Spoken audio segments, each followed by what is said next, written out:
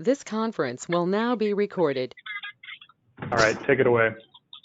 Okay, welcome aboard to the Vivion Road meeting for October 14th. It's great to see so many people present today. Looking forward to a very good discussion. I think if you have on your screen, you can see the attendees. Do you know who the caller number 2 is, Ed? I had asked caller number 2 to identify themselves earlier and didn't hear any response, so we're not totally sure yet, but caller number 2, you're welcome to identify whenever. Same goes for the caller who just joined in by phone. Welcome. Hi, this is Diana Razovich. Oh, hi, Diana. How are you? Good. We're just getting started over here. Okay. I had issues trying to get into the go-to meeting, so I just joined on the phone. So. Gotcha. Fine. Okay, with the welcomes being done, I hope you've all had an opportunity to read the minutes from the September 9th meeting of the Focus Vivion Road. I would entertain a motion for approval of those minutes. Move to approve the September minutes. Is there a second?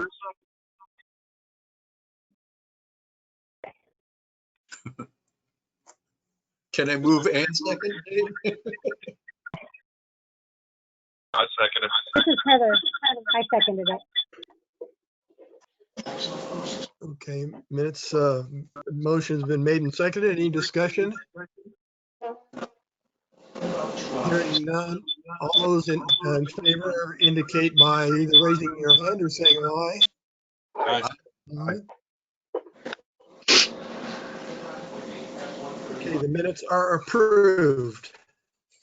I want to change the agenda a little bit. I understand, Councilwoman Hall, that you may have another commitment and that you would like to make your comments first regarding the gap in funding for the streetscape plan for Vivion Road. Actually, I don't have, I'm good for now. If you want to keep the meeting on agenda, go ahead, and Councilman O'Neill and I can jump in whenever you're ready for us. All right, very good. Thank you. And Officer Jones, report on Shoal Creek. Hey, good afternoon, everybody. Rick Jones, the Evening Hours Community Interaction Officer. I'll just go and start off like I normally do with all the with our crime stats. All in all, violent crime was up a little bit on the corridor this past month. Mostly it was just a non-aggravated assaults, just people getting into simple assaults, basically. So it's one of those deals where it's primarily just victims and suspects know each other, and it's doesn't really look like there's any kind of random crime or anything like that going along. And I'm here at the computer just kind of pulling up some things as I'm going along. Just saves on paper that way, basically. Let's see. If you just give me a second, I want to look at one more thing here. Hold on a second.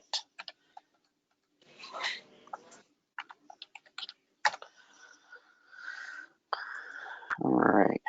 And then if any of you are on crime reports, you'll see that we had a sexual misconduct reported on September, is that right? No, October 9th. Sorry about that. Looking into it a little bit more. And computer speeds. Okay. Basically, just had a suspect approach a victim and made some basically made some inappropriate comments and requests upon our victim. There was no contact, and looks like we may have a lead on the suspect there. And then lastly, I want to talk to you about a business robbery we had on the 3rd. It's going to be in the 4700 block of Northeast Vivion, and I apologize. I usually like to look at some of this at these prior to the meeting. However, it was Bill and I, Brindley, were running like crazy today, so it's probably a good thing we are doing this virtually. Let's see, one last thing we'll look at.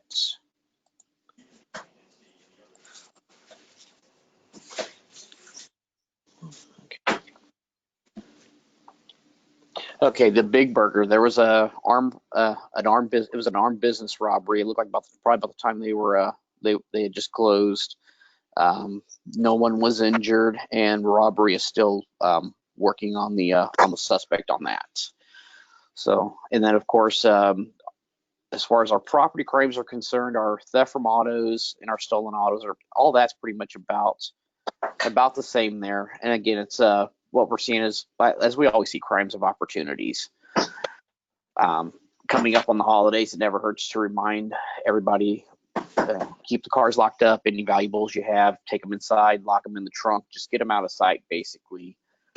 Garage door opener burglaries, those are those are pretty staying steady throughout the Northland as well. And again, it's one of those where if you're going to have a garage door opener, take it. If you're parking the car outside, take it inside with you, or at least lock it up in a glove box or somewhere where it can't be seen.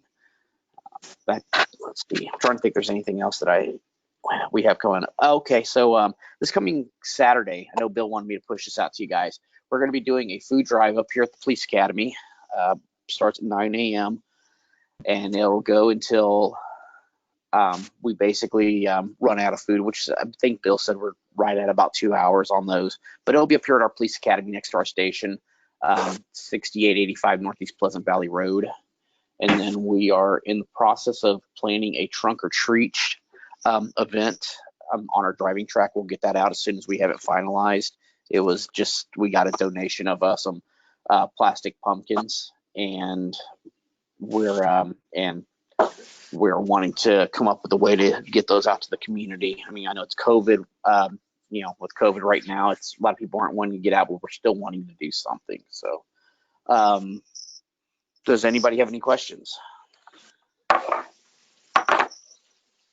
Yeah, the one question I have, I saw an article this week that the theft from vehicles, they were going after auto ID cards and then getting the VIN numbers and then basically trying to sell a car to somebody on the internet with a stolen vehicle identification number. Have we had any of that in this area?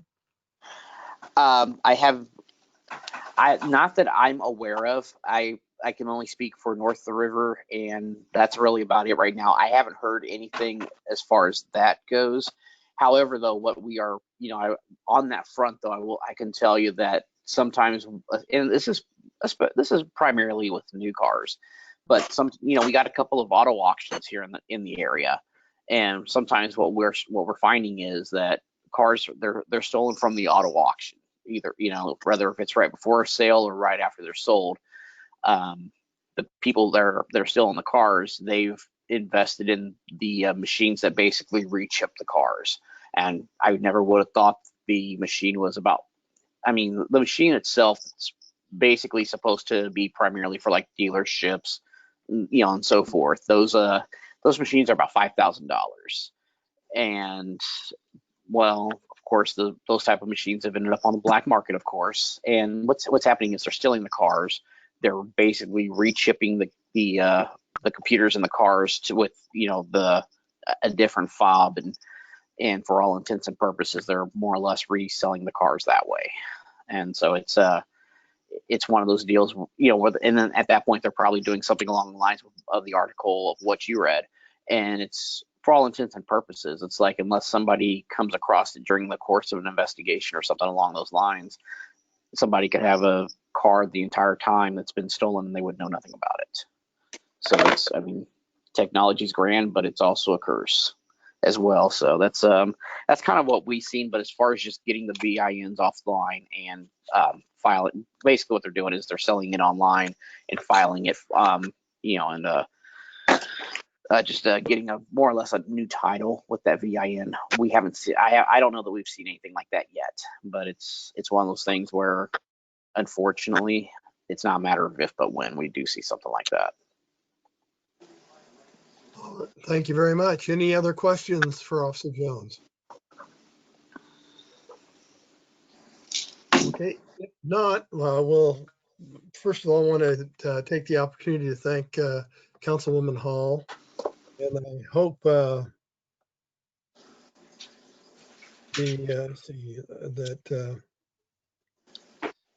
Councilman O'Neill is on board too, and he may be not one of the unidentified callers, but Councilwoman Hall, the floor is yours if you have anything to add regarding the funding and everything for our Lit Vivian Road. Well, good afternoon, and thank you all for letting us be on the call today. I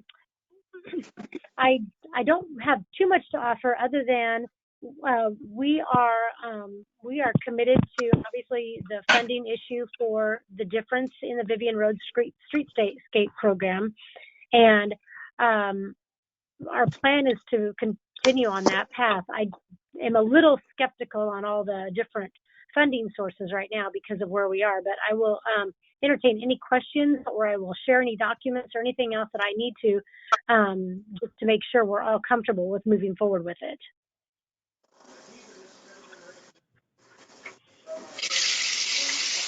Do you have any specific questions? Yeah, Dave. Is Yes. Mario on the call? I can't tell whether he's on the call. Is he? Dave, Mario, you on? I don't see him. Okay, I didn't know if he was maybe caller 5 or caller 2. Okay, well, let me at least share with you, Councilwoman Hall, the data we've got from Mario from September's meeting. We have a gap right now of about 672,000 out of a total budget of about 6,040,000. That includes the GO bond for 800,000. That's the new match that we needed. I'll be happy to walk through the whole sources and uses if you'd like. That would help. I think our big question right now is where do we go, or what maybe we can work on together to find that 672 by 2022. Well, I don't want to speak without Kevin, but Kevin and I have talked about this, and we don't have any hesitation that we can find the difference of that $600,000+. Very worst case, we can work on putting it in with some of our PIAC in the next 2 years, this year and next, and cover that. But we also have some other opportunities that we might be able to work on. So we are working on that. Okay, great. That's I'm nervous. The big conversation. Yeah, the only thing I'm nervous about is where we are with the GO bond, with everything going on with COVID. Today during our budget hearing, they're really requesting we shut off 11% from every single budget. And I just don't think that's a good way to do it. And so I'm concerned that that's going to hurt some of our other funding sources. And so they're asking each of us to take $500,000 of our PIAC and give it to the general fund. And I'm not comfortable with that. But even if it is a one-time $500,000, that still won't hurt what Kevin and I are planning on doing for it. Okay.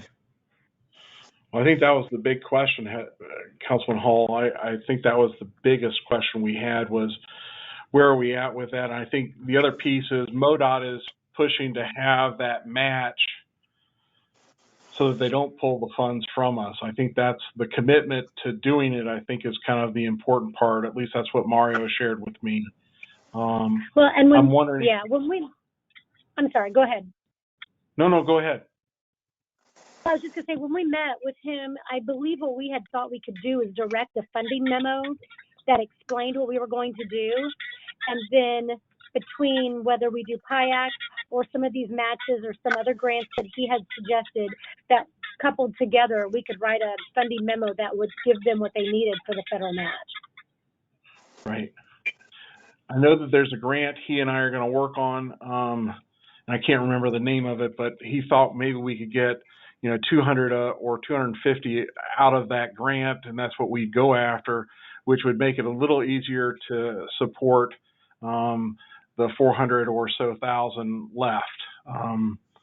So I think I'd like to at least pursue that and see if we can't get that grant to help. We've been pretty successful because of the grants that we've been able to do, and so I want to continue that if at all possible.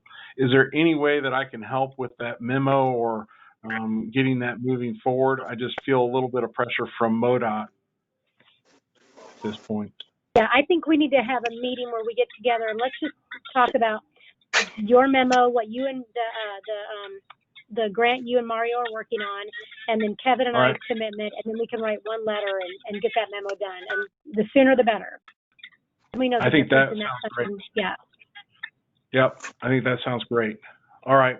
Well, I can work with staff on that, and if anybody else wants to join me in that meeting, let me know. I'd be happy to make that happen. Yep. Let me know when you want to do that. Well, the only times I can't are they flipped our meetings around, so now Kevin and I are both busy from 9 o'clock till noon on Wednesday morning with committee meetings, and then Thursday afternoons we're pretty busy. But we can make any other time available. Before the councilwoman have to go, I would like to make a comment if I could, please. I see Diana's on here too. I don't know if Councilman O'Neill's on here. Beginning in January, we will be meeting. Hopefully we can meet in person at our new offices on Shoto where, what was it called? Coat Factory, Burlington Coat Factory used to be.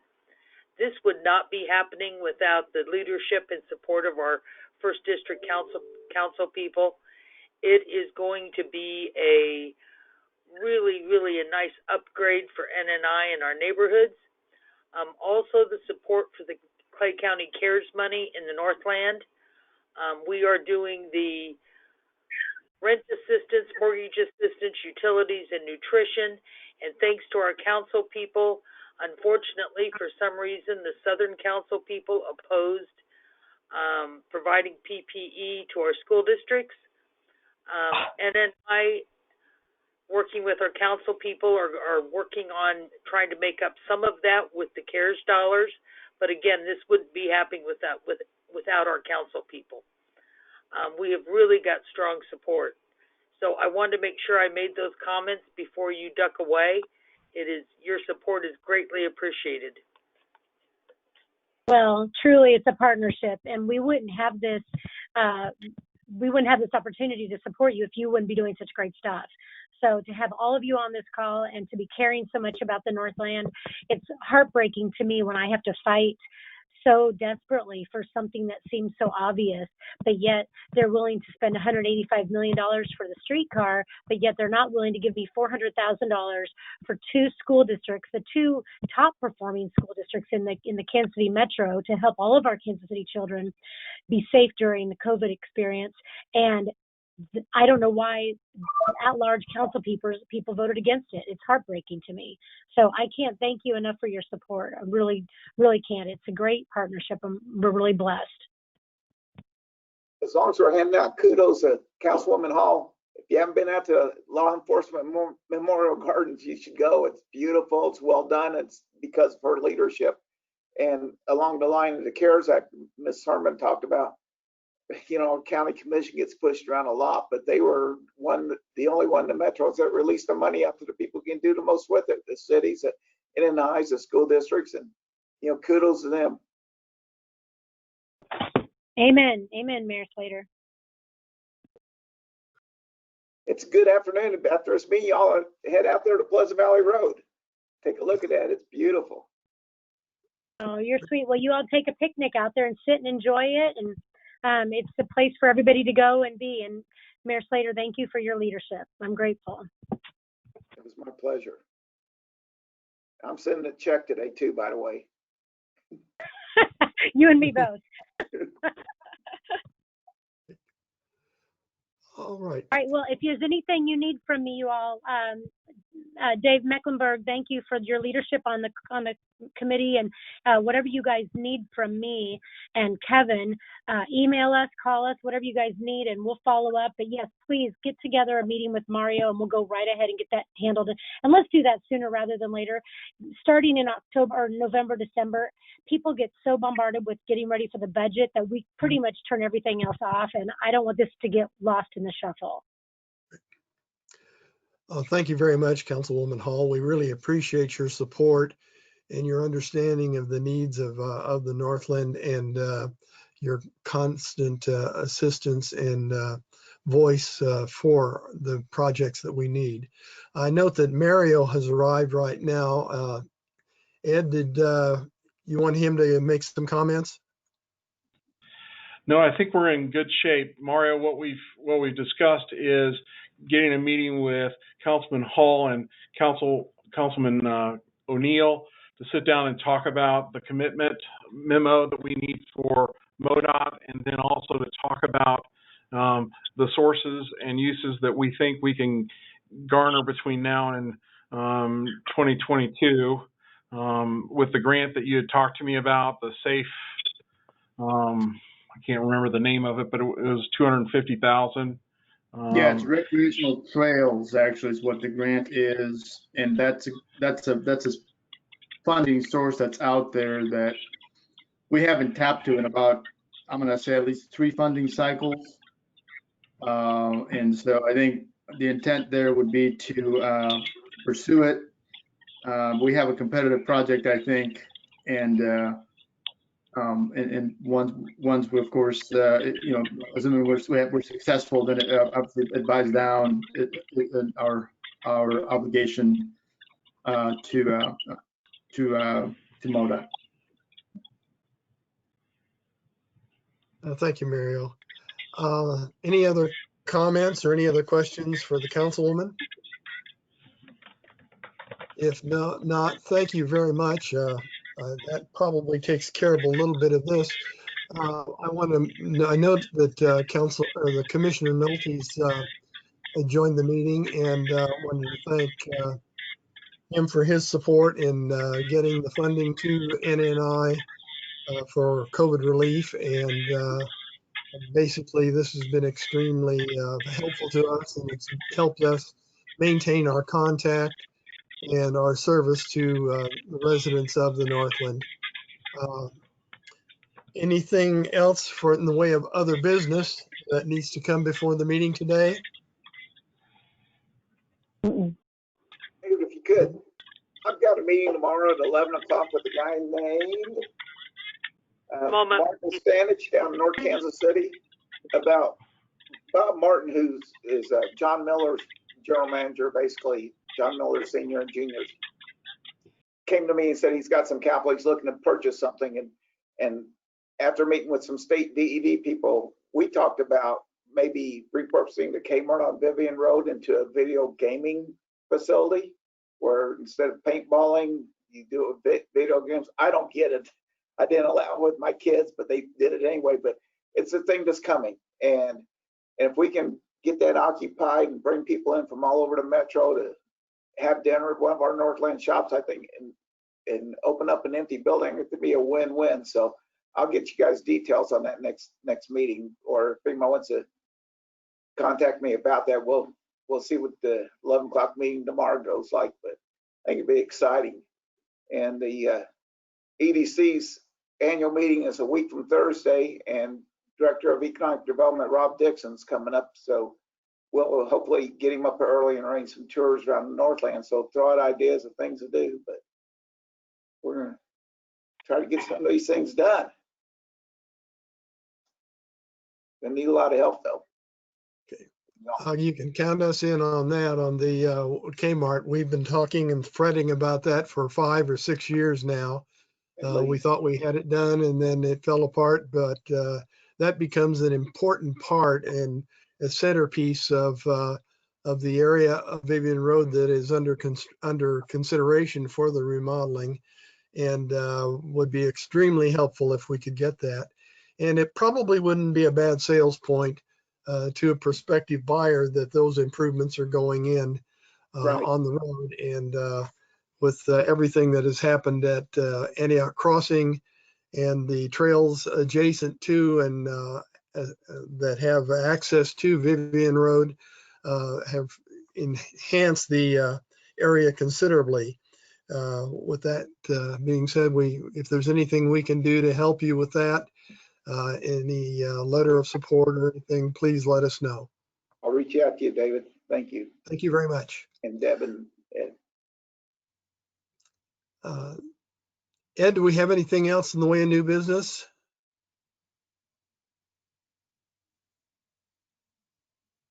I had to unmute myself. Hold on. I think Morgan wanted to give us a little bit of an update on the spirit book that she's working on for our comprehensive plan. Morgan, do you have a minute or two to share? Yeah, of course. So we're still chugging along with the KC Spirit Playbook, new comprehensive plan. Right now, we're still just working on getting the word out. As you guys can imagine, everything that's been going on this year has just provided us with a few pretty big hurdles as far as being able to communicate effectively with everyone in Kansas City. So we're still working on that effort, getting the word out to everyone to go to the website and register and participate in polls and activities there. Another benefit of registering with the website is you get our weekly newsletters with more information, as well as you'll be notified directly when we get into other phases of the project. For example, next year when we get into more topic-specific discussions, based around transportation or based around housing, when we get into those more specific discussions next year, you'll be notified as we put that plan together. As right now, we're not sure if we'll be able to meet in person with everyone. We would prefer to be able to meet in person with everyone, but as of right now, we're creating a framework to get us to that point, and we will make those decisions about if it's safe to have in-person town halls or if we need to continue in this virtual format. We're also working on an on-the-ground effort to do some posters, some flyers at local businesses. We've been doing some billboards, and we're also going to be doing a media request to local TV stations, radio stations, podcasts, anything like that we can also use to get people's attention. If anyone has a small business or knows of some businesses that would be supportive of this effort, we do have posters available that we are putting up around town. So if anyone would like one, or if you'd like to have a few to hand out, I would be happy to get those to you.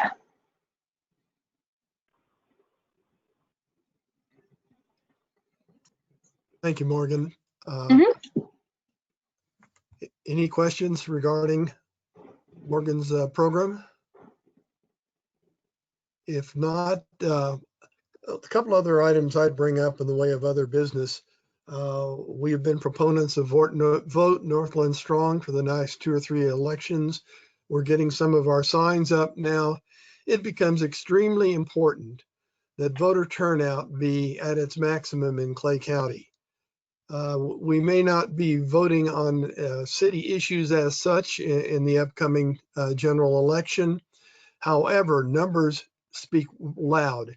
And the more turnout we have in Clay County, Platte County, Northland, the stronger voice we will have at City Hall in the future. If we have a very low voter turnout, it will show a kind of a disinterest, which I know isn't there, but we really need to encourage everybody to exercise their responsibility and get out and vote in this upcoming election.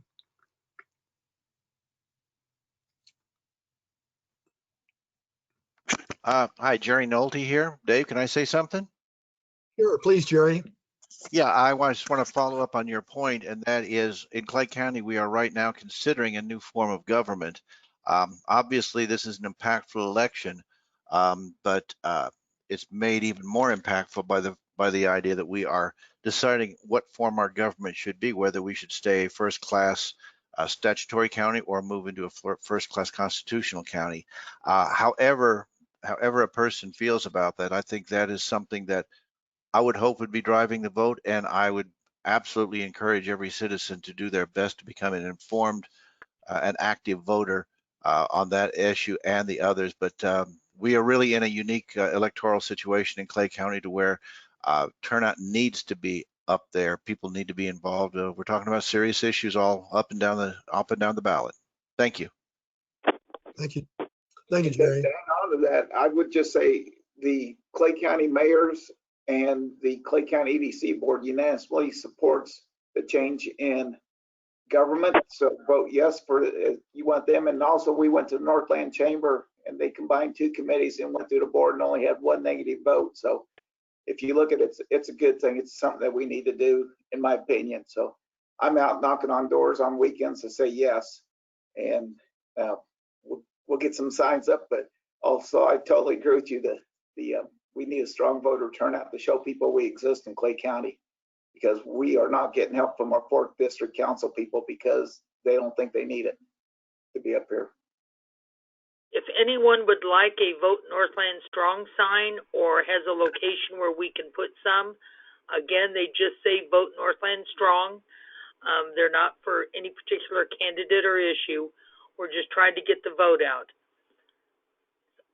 Email us, let us know, and we'll get it up, get a sign up for you.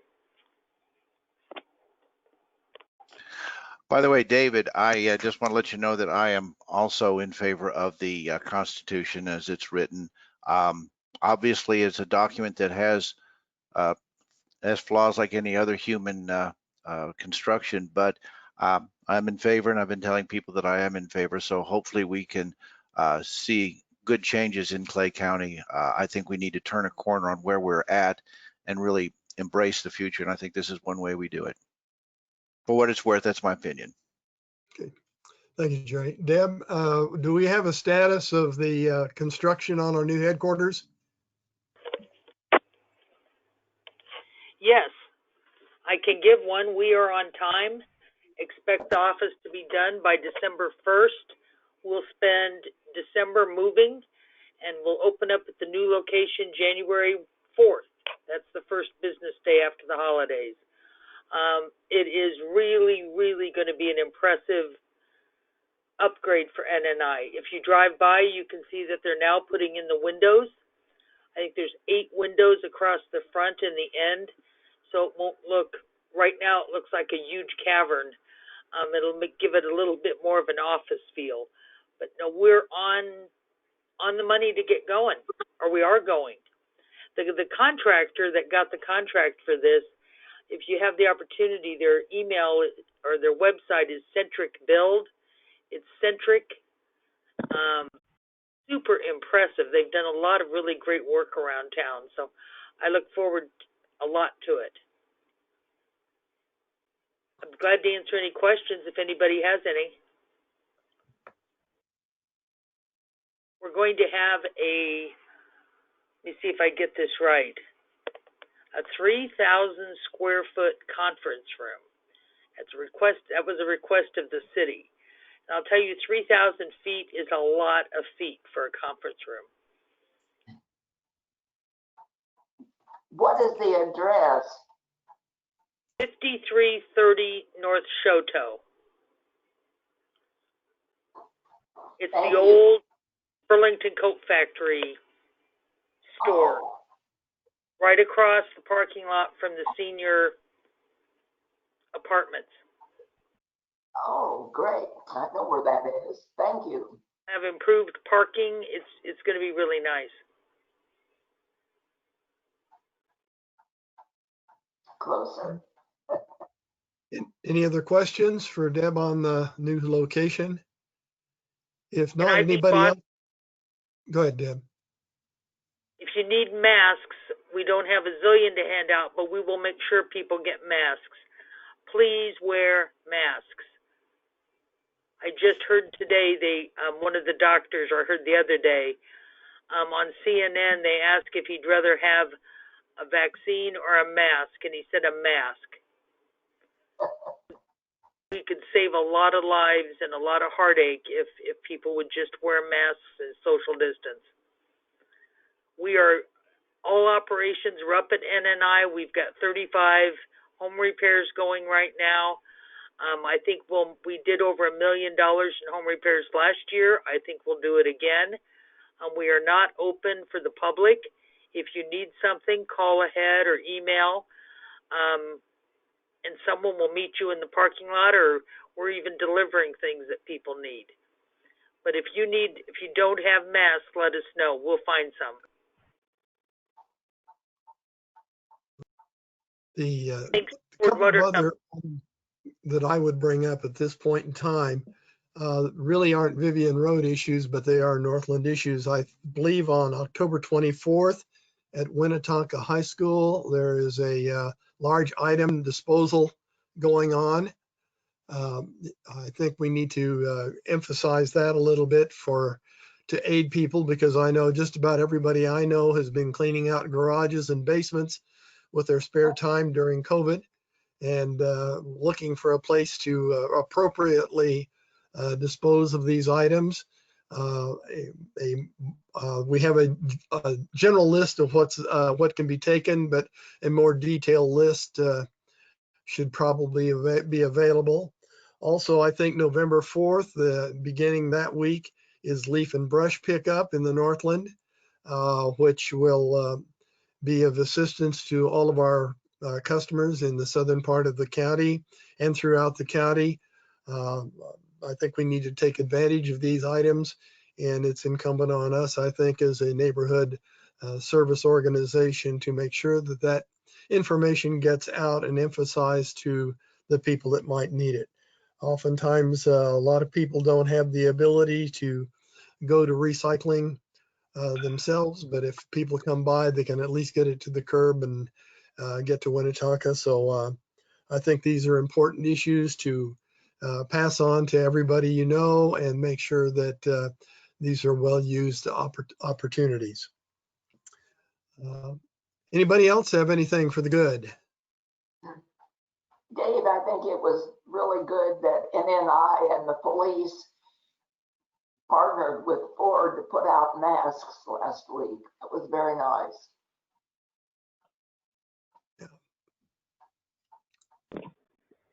Okay, thank you very much for that, Anita. And we do appreciate Ford Motor Company and their support for the whole metropolitan area. And since they are domiciled in Clay County particularly, thank them for the work they do here in the county. David, do you have anything else to add that might be coming up in the near future? Yeah, you, David.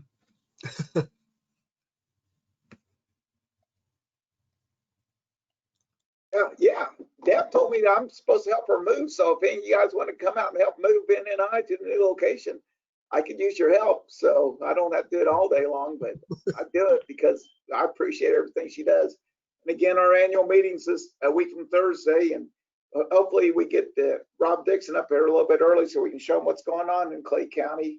And Vivion Road will have to be part of that tour. Oh, we're having with the Mid-Continent Public Library, we're having a business boot camp October 23rd. You can sign up on their website. Starts at 9. We want people out of their basements and garages and into storefronts because that's what's going to make us click.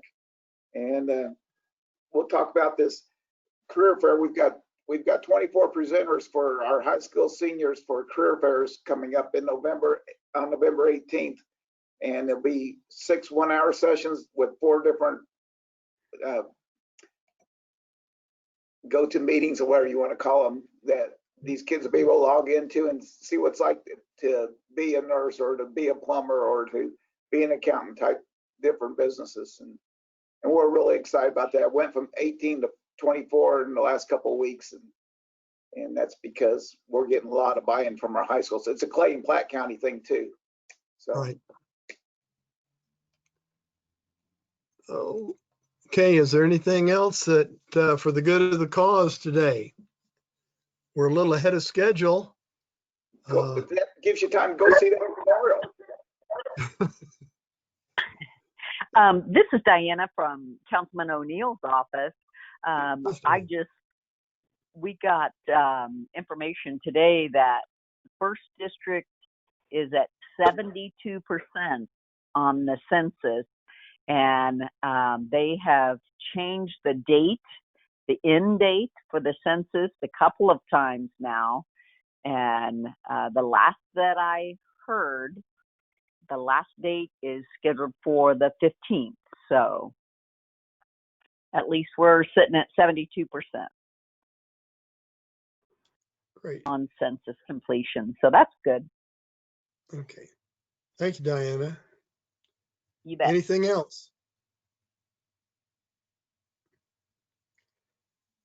Ed, do you have anything else for the good? And or do we know any idea of what's going to be on our November agenda?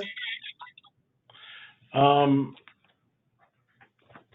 me at least give you an update. I think what we're going to be working on, I've got Mark Fisher coming from MoDOT to talk about our streetscape plan and the concerns MoDOT has and what they're looking to have done along with our project. So I think it's kind of a nice piece to learn a little bit about how and why they're so interested in our project.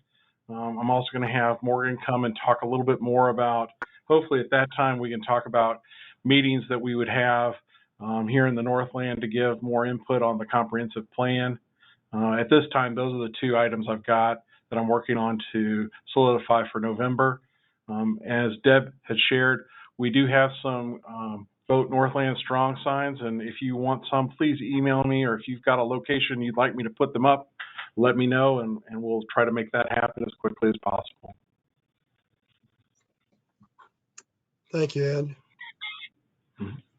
If there's no further business, I would move for adjournment. So move.